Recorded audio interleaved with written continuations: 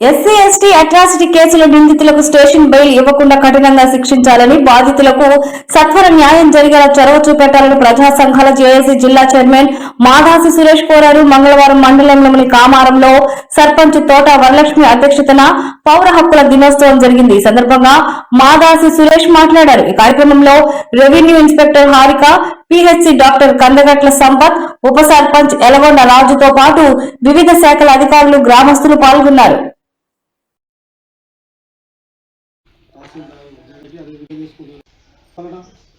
మరి ఉమ్మడి ఆంధ్రప్రదేశ్ రాష్ట్రంలో 1985లో కారంచేలో భారతదేశం మొత్తం ఉరికిపోయేటువంటి నరమేధం జరిగింది. ఆ నరమేధంలో వందల సంఖ్యలో దళితులు చంపబడ్డారు, నరికివేయబడ్డారు. అదే సందర్భంలో 1990 సంవత్సరంలో చుండూరులో రెడ్లకు ఆధిపత్య కులంగా ఉన్నటువంటి రెడ్డి సామాజిక వర్గానికి చెందినటువంటి సామాజిక వర్గం చేతిలో మరి చాలామంది ఒక 10ల సంఖ్యలో దళితులు నరికివేయబడ్డారు.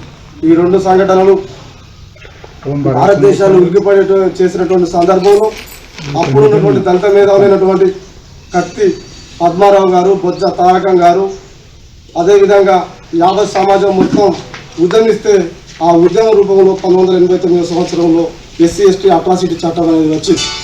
ఎస్సీ ఎస్టీ అట్రాసిటీ చట్టం వచ్చినటువంటి సందర్భంలో మరి ఆ చట్టం ఏం చెప్తుందంటే, దళితుల మీద ఎలాంటి దాడులు జరిగినా, వివక్షత చూపెట్టినా, వారి భూములను ఎవరైనా గుంజుకున్నా, లేదా వారి కులం పేరుతో దూషించినా, లేదా ఇతరత్ర పద్ధతుల్లో వాళ్ళని అవమానించినా కూడా అట్రాసిటీ కింద మరి పోలీసు అధికారులు కేసు నమోదు చేసి వారిని కఠినంగా శిక్షించాలి.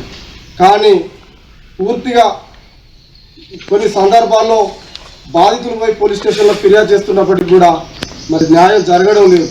అదేవిధంగా కొత్త చట్టంలో ఇంకో సవరణ చేసి స్టేషన్ పేరు నిబంధన తీసుకొచ్చింది. దానివల్ల చట్టం ఉన్నట్టుంటలేదు, లేనట్టుంటలేదు. కాబట్టి గౌరవ అధికారుల ప్రభుత్వాన్ని ఏం కోరుతున్నామంటే, ఈ స్టేషన్ మీరు ఎస్సీ ఎస్టీ అట్రాసిటీ కేసుల్లో స్టేషన్ బెయిల్ అనేది ఇవ్వకుండా దయచేసి మీరు ప్రభుత్వానికి సిఫార్సు చేయమని సార్ వాళ్ళకి విజ్ఞప్తి చేస్తున్నాం.